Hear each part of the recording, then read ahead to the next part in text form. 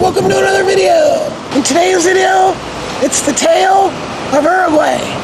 Why I'm in Uruguay, what happened while I was in Uruguay, all the Uruguay. So, it starts off first.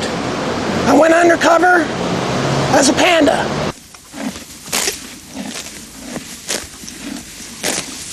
My expert team of pandas ready to go. We set out on our mission to save democracy. Slava Ukraina!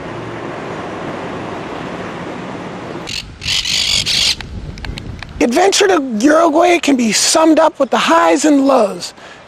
The highs, the best birthday of my life. The lows, the worst sleep of my entire life. So this video is formatted in a main quest. The whole story is the main quest, but then there are side quests.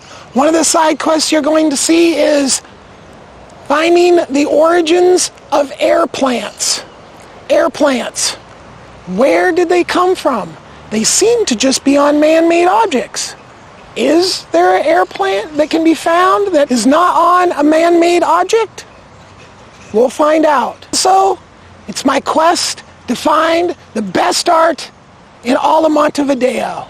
The best art, the best street art, all the art. So, those are the side quests. Now let's get to the video. In 2014, when Russia invaded Crimea, I looked at the world on the globe and I compared all the different potential conflict points at that time in 2014, okay? And I looked here and I looked there and I looked all over the world and I came to the conclusion that Uruguay was the safest place on earth to get to if the shit went down. Okay, so you watch my channel, you pretty much know shit went down. The United States is no longer a democracy. So I got the hell out of there. Now I ended up down here in Uruguay, but between 2014 and the current, I've actually designed some technology that has become the focus of my life. So I got to Uruguay, and my mission when I first got here was to find a home, or find, even if it was going to be possible to find a home for my technology here where I wanted to move. Okay, very short order. I got a hold of a bunch of different lawyers, trying to talk to lawyers. Very difficult when you can't say much in an email. Finally got in a meeting with some lawyers and found out that Uruguay's tech desires are not technical manufacturing. They have no desire to be a technical manufacturing anything, right? All their desires rely around IT and superficial technology, nothing. They have no desire to build technology. Uruguay is definitely not going to be the home for my technology. I'm here in Uruguay now, right? And I've just found out that it's not going to really work out for my technology. Now, I have probably close to $2 million worth of investments on some websites, and I get royalties from these investments on a monthly basis, okay? Long story short, I had thought that I made this much money. You know, that's what I make, right? Well, one of my vendors actually turned off my entire investment without notifying me. And since I was in the process of switching banks and I hadn't got the new bank set up yet, I had no idea. They hadn't been paying me in months. I'd been shut down for months by the time I found out. And it was a blow. I have worked very hard to have my investments, and then have them just turned off and not be notified was mind-blowing, okay? So at that point, I had a choice. I needed to do all this work to try to get my store, or not try to get my investments turned back on, right? But all that work, which was a couple hundred hours worth of work, wasn't going to get me money until February at best, okay? And I was like, well, if I actually do some more work for this other website, I could generate more money and get it into my hands sooner, 2-3 weeks earlier, right? So I kind of focused on that for a second. Didn't work out. At that point, I started to just do work, right? Literally 12-hour days working on the computer endlessly, mind-numbingly boring, tedious work. And that's what I spent about a little over 3 weeks, 200 some hours in 3 weeks doing, which kind of impacted my ability to really do much during that time.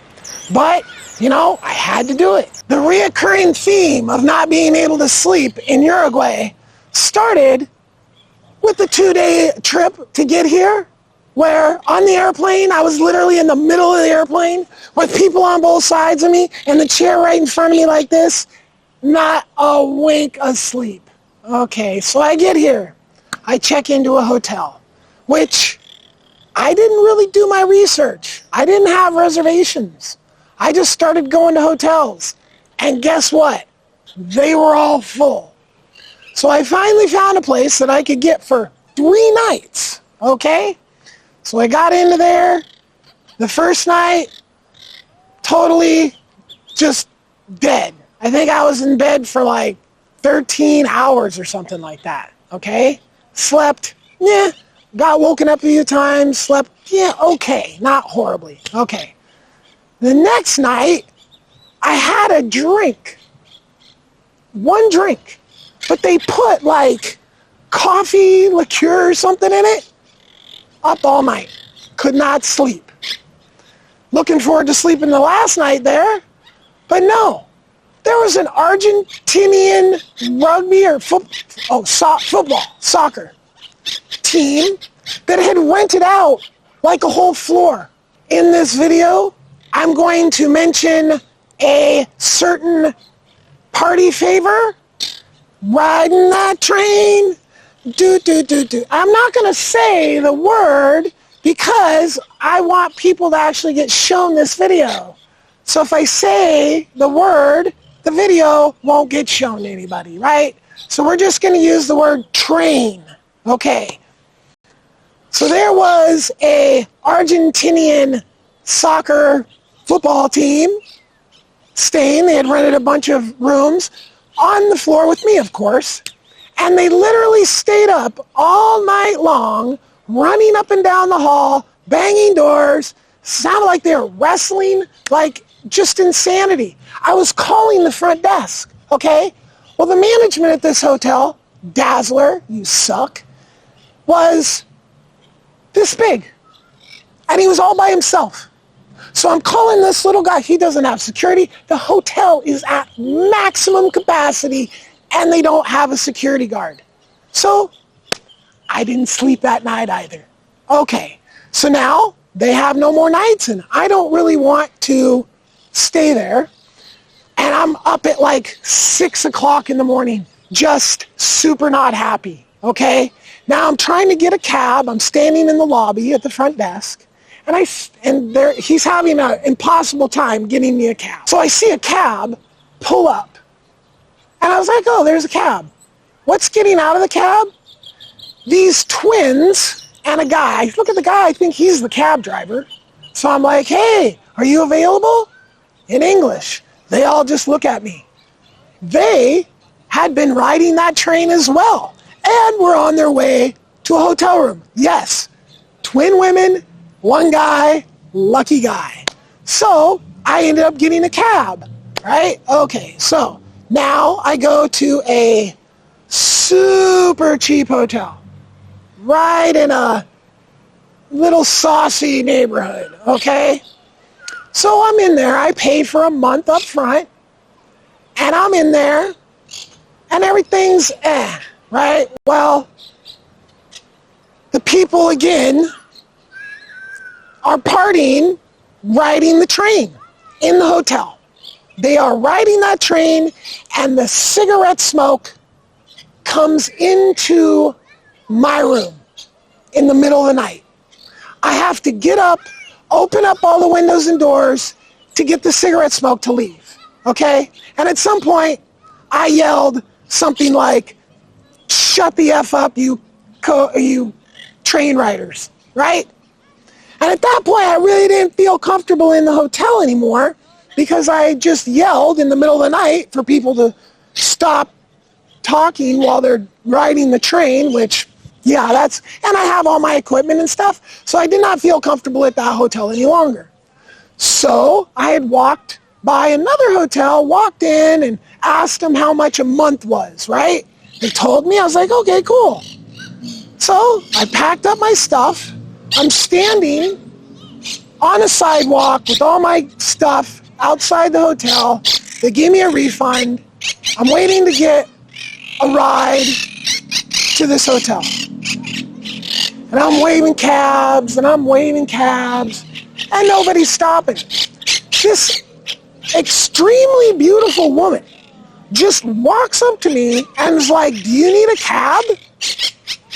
And I was like, "Yeah." She calls me a cab and proceeds to just wait there for the cab to pick me up.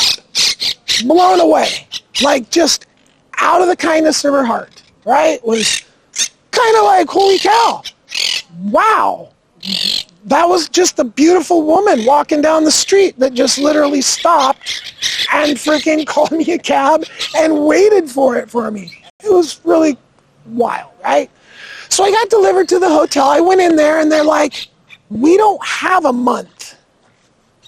They're like, "Yeah, we got one day here, one day here." So they weren't even able to, I mean, I could have stayed there like that night, but like I wanted just a place to stay, right? So I'm in the lobby.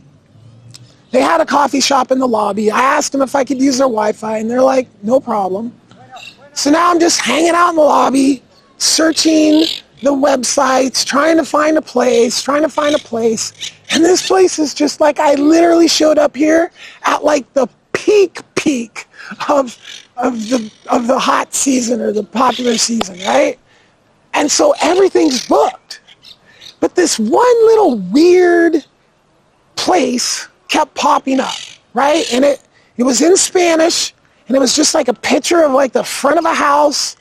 And it was like, there was no login or there was nothing. Like, you couldn't pick dates, nothing on the site that I was looking at, right? But I'm like, what else am I going to do? I'm just hanging out in this hotel lobby. I might as well just go to that place and see if I can get a room there, right?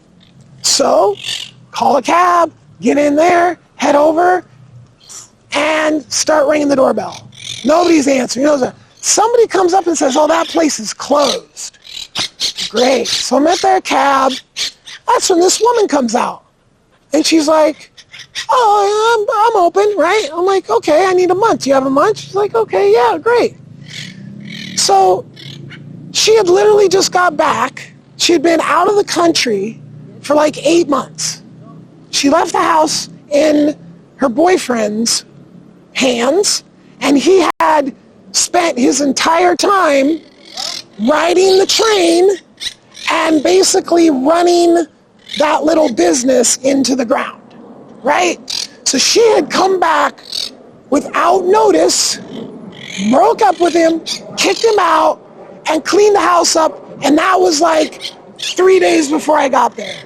I was the first person to actually get a room right when she got back, okay? So boom, I got a room. Now it's a shared bathroom room, not ideal, but beggars can't be choosers, right? Not only was it shared bathroom, it was also no air conditioning, which definitely contributed to the whole lack of sleep problem. So now I'm at this house.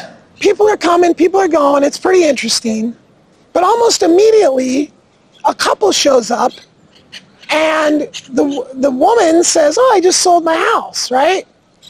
This couple proceeded to ride the train every single day for over over 2 weeks that they were there.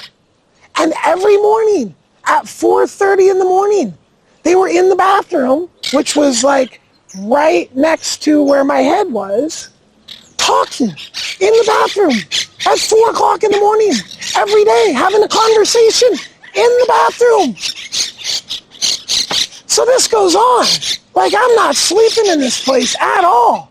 Like, there's literally been people, they weren't even the first ones. Like, literally the first night I was there, this group, this other couple came over, and they were literally under my room, in the like living room kind of area that's right directly below my room, riding the train all night long, kept me up all night long. And at that point, I was like, okay, my bar for this place is the cigarette smoke going to come into my room? That's the final straw. If I'm in my room and I smell cigarette smoke, I'm just done, right? Every single place I go, there's people riding the train keeping me up all night. It's just the way it is. So I literally just put up with it, right? This couple came over, and I thought they were a couple, but apparently they weren't. They were just hanging out, but they were a reoccurring theme for a while. And again, like every time they were over there, the train was being ridden.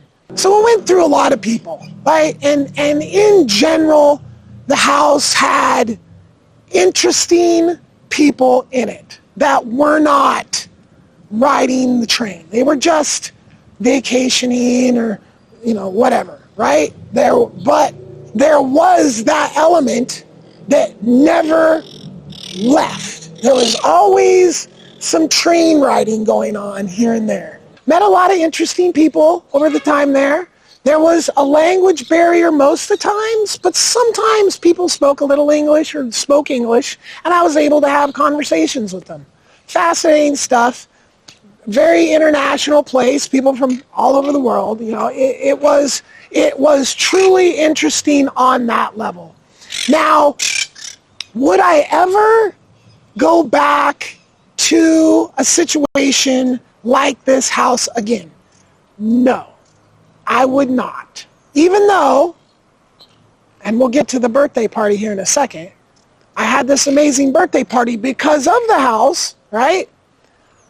There was more negative than there was positive, right? There's so much train riding, and I watched it just, I don't really have a problem with people, they do stuff every once in a while, but it's not every once in a while. They're friggin' going hard, and I can literally see the devastation happening. A little bit every once in a while. Like, I think you're probably safe in your 20s to do maybe 15, 25 times in a year. In your 30s, maybe half that. In your 40s, maybe half that again. I'm 54. At 50, that's game over. You should not be doing any train riding in your 50s or above. That is the worst idea for people, right? And so that fact kind of makes me not want to ever go into this shared housing situation again. It was too much, right? The no air conditioning, I haven't slept decently in months, which is horrible because sleep is one of the most important things you can do. And the just that constant kind of situation where you're with people that are transferring in and out, it's more personal because you're sharing a kitchen, you're sharing a bathroom, it's not like a hotel, right? And I had an experience with a youth hostel back in the 90s where it was more of a dorm style, multiple beds in one room, and I woke up and there was a guy peeing on my bag, literally in the middle of the night, right there. Here's my bag. This guy's peeing on it in the middle of the night. So I don't ever want to be in another kind of hostel, youth hostel kind of situation. Not for me. It was an experience, probably not an experience that I would want to repeat. this is a Uruguayan barbecue. Very interesting setup. Starts with putting the wood here. You burn the wood until it becomes charcoal, and then you use these tools to grab the charcoal and pull it out underneath here, creating your zones for cooking, right? The reason I don't have any footage of this thing in operation is mainly because barbecues in Uruguay, the fire doesn't get lit until like sundown. So the fire takes like an hour, so you're not even starting cooking until like 8 o'clock at night. And this is very common, very typical. They eat these crazy, heavy meat meals 8, 9, 10, 11, 12 o'clock at night. It's kind of nuts, right? And most of it happens on these barbecues. They're all over the place. So this one in particular, I have actually modified quite a bit to get it to the point where it actually works pretty good, right? So this corner here used to be installed here.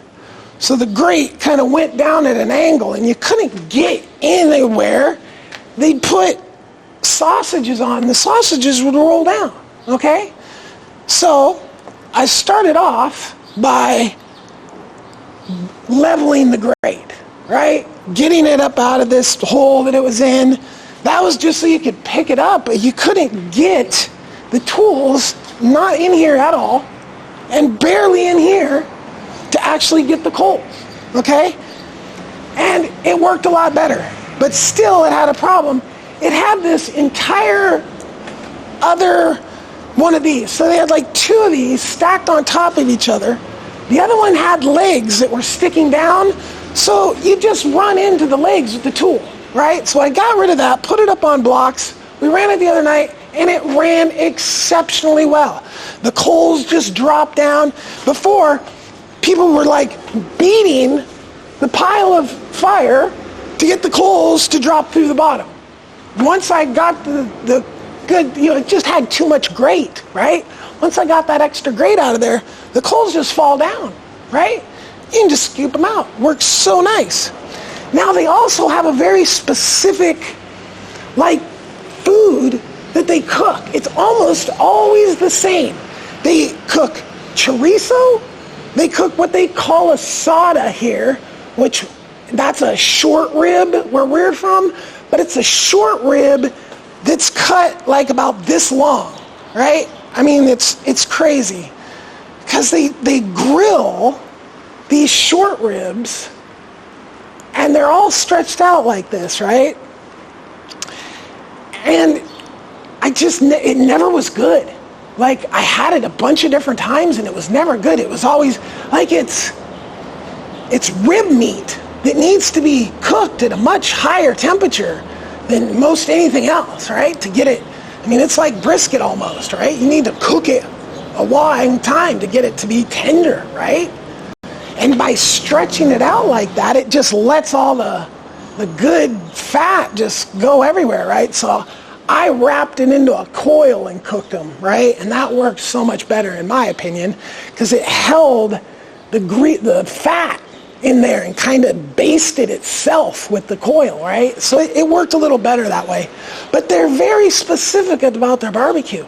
Like, it's always the same meats, pretty much, right? I saw like tri-tip, I saw some skirt steaks type stuff, but generally it's this asado, the chorizo, not very many vegetables, or no vegetables. I'm the only person that I think has put vegetables on a grill, in this grill anyway.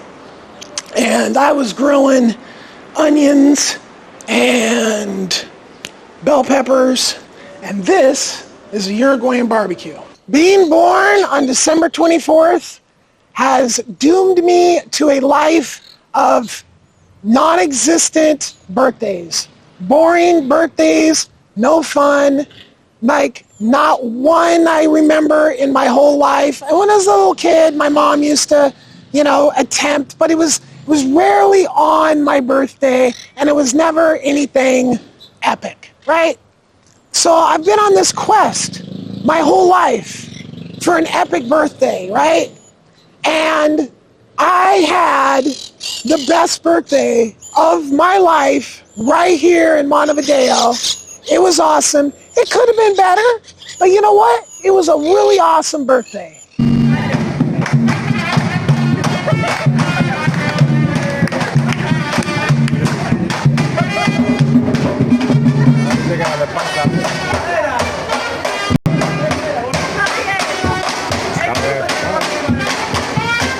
Toma.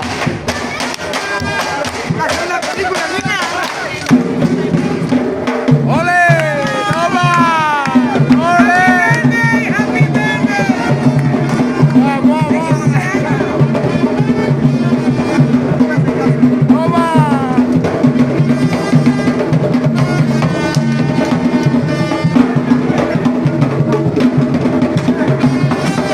El otro. El de la pongo.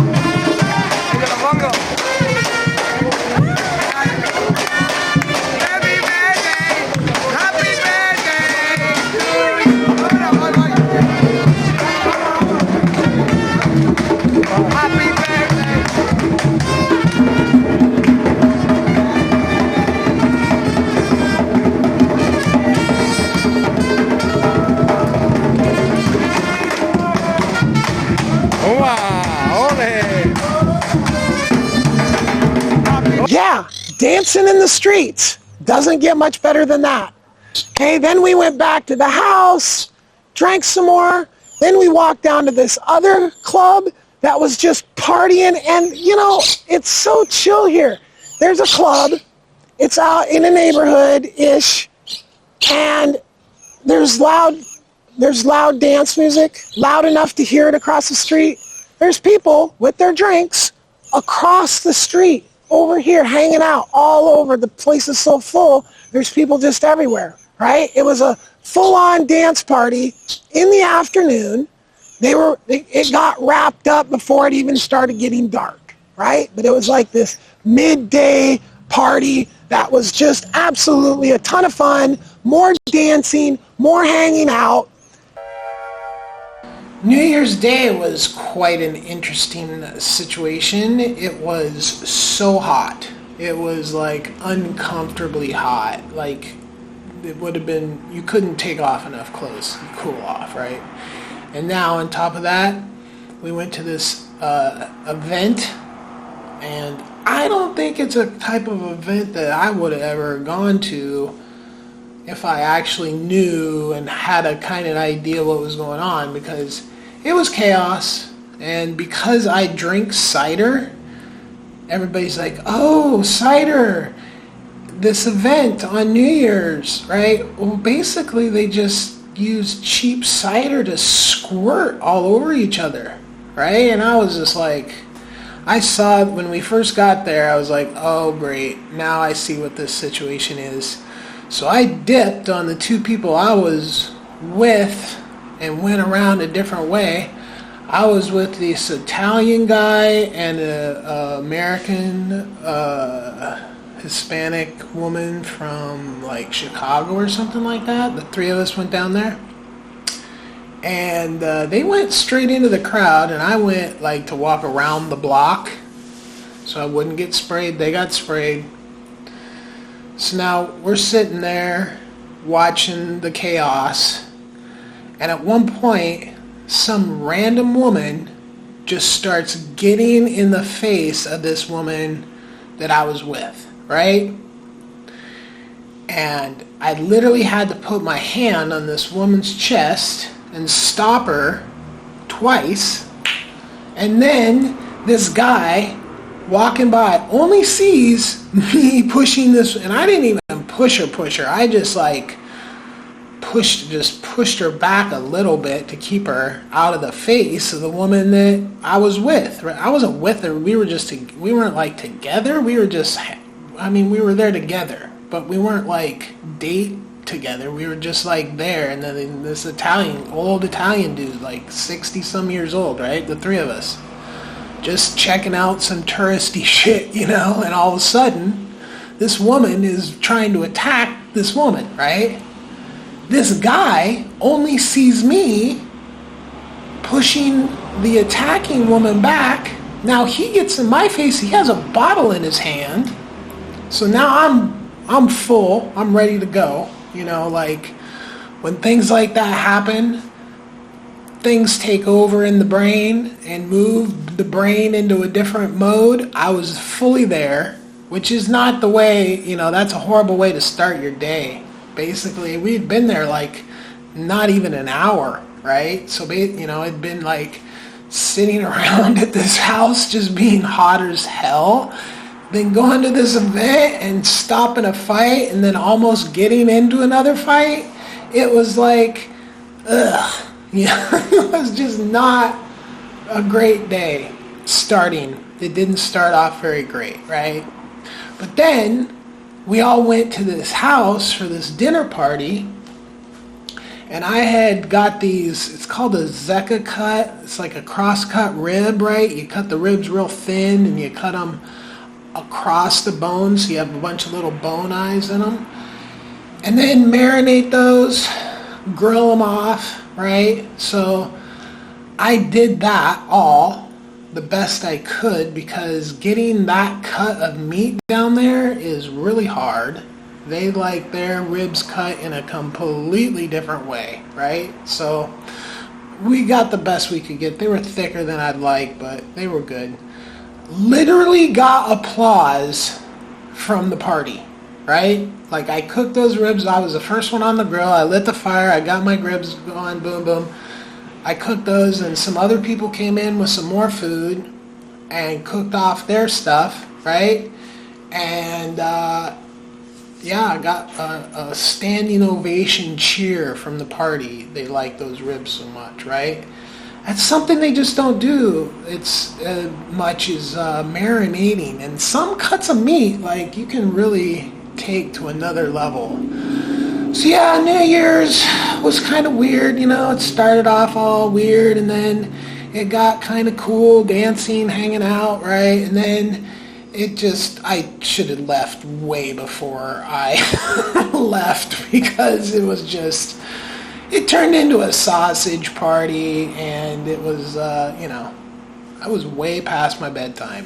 But yeah, it was definitely New Year's to remember.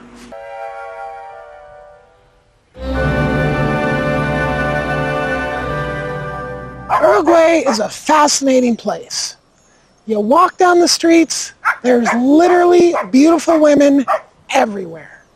There's beautiful women working on street crews. There's beautiful women walking down the street as secretary. It's probably the #1 city I've ever been in my life for beautiful women. Before, it was Vancouver, British Columbia, but this place literally has taken the #1 position. Oh, maybe there's someplace else in the world with as many beautiful women as Uruguay, but I've never been there. But then in the same kind of zone here, there's a reoccurring theme of mental illness. It's actually seems pretty common, to be honest. Multiple people. One gentleman from Europe staying in the house. He was actually here trying to get back his girlfriend of 7 years. He flew all the way from Europe to try to hook back up with her again, and he suspects there's some mental illness there. There was an older woman staying at the house, and she was on a vacation to go see her dead husband's sister, which she also was having mental problems, okay? So, and another person that I met, this artist dude that I was been talking to when I was here, he's talking about his sister. I mean, it's like so many stories about people having mental illness. It's very notable. For a place that had so many beautiful women to at the same time have so many people with mental illness, it makes it kind of an interesting situation because, sure, there's a lot of beautiful women, but are they, you know? And that wraps up the story of Uruguay. Boy, what a tale it's been. It's been highs, it's been lows, it's been fascinating, and through it all, I cooked some amazing food. I impressed the hell out of people with my cooking. I hope you had a good time. Peace.